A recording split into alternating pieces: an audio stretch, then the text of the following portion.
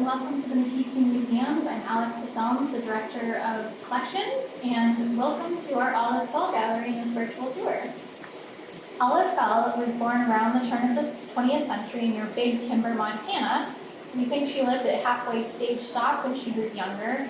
She was fascinated with wildlife and how she could do that with art.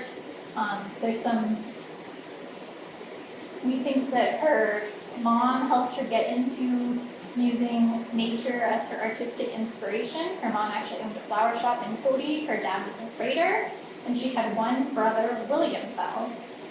She attended the University of Wyoming. She studied art at the Art Institute of Chicago and the Art Students League in New York.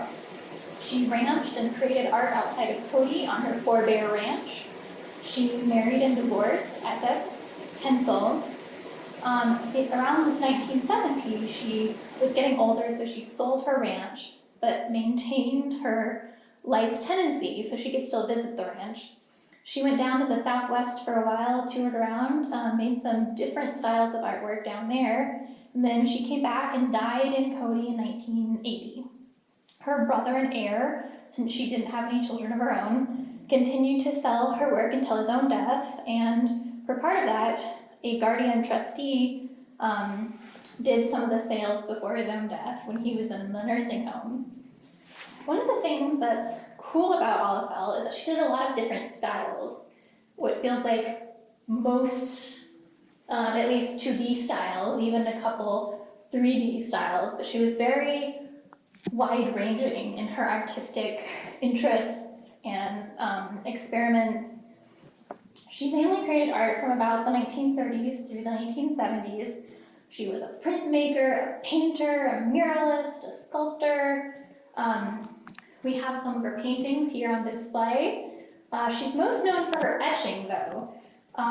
It was her main income. It supported her so she could experiment with other styles of art. You might know her as her little bear, cub bear cards.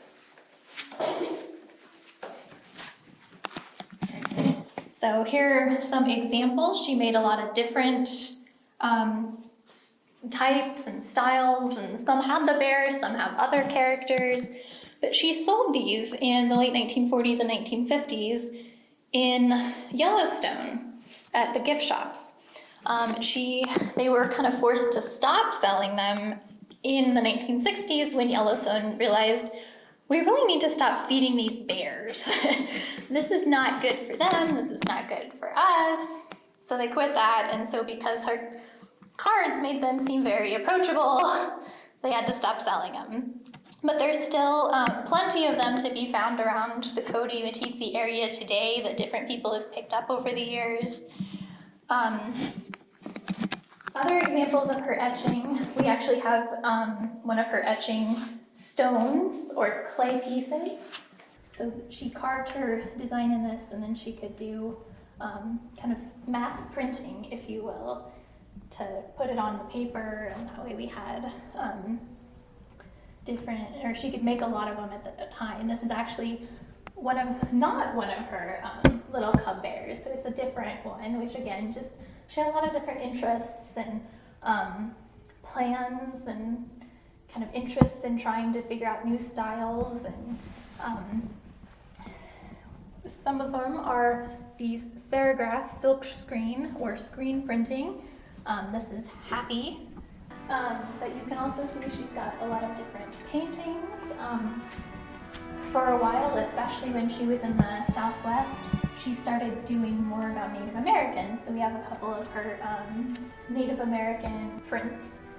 And then we also have some paintings and sketches of Native Americans.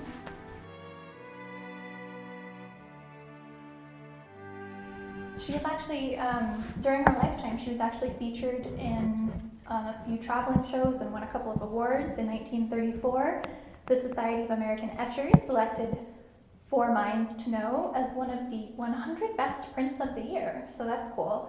And then in the 1930s, her etching, The Infinite, was on a New York etching show.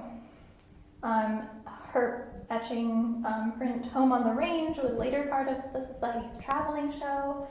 And for a while, she actually loaned and displayed artwork at what was then the Buffalo Bill Historical Center, but unfortunately she had a falling out with the director in the 1940s, and her work was gradually taken out. Our collection is actually from the Belden Museum. They received a number of her artwork pieces, most of which are currently on display.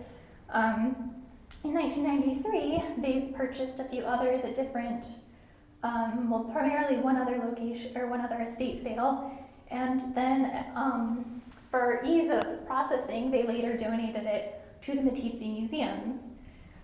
We get asked a lot about, are her cards or other prints still for sale, or can we buy them here? We're actually looking into the copyright status in the hopes that we can actually maybe have those for you sometime. So here we have another examples of her serograph silk screen technique. These are different plants, Seago lilies and Indian paintbrush. And these are just kind of fun. She has several of these color glow techniques, which it's basically a lot of cloth, it seems like, but it's just really, really fun. It's very different from a lot of the other styles that she has, that we have anyway.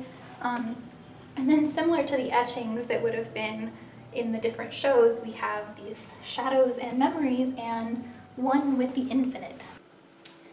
We hope you enjoyed our Olive Fell virtual tour, and thank you for joining us.